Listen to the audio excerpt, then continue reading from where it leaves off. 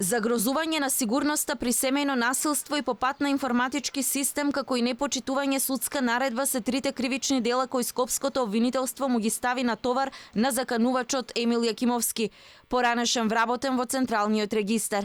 За сите дела поединечно предвидени се високи затворски казни. За обвинителството постои основ Јакимовски да заврши во притвор поради опасност од бегство, повторување на делото и влијание врз сведоци.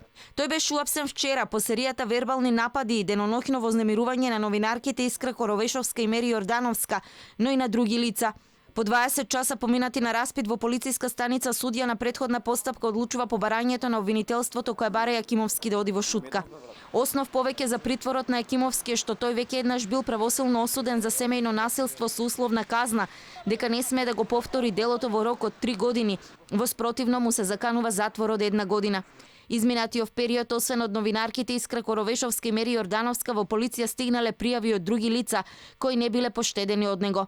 На листата жртви на Јакимовски била и директорката на Централен регистар, каде тој доскоро беше вработен.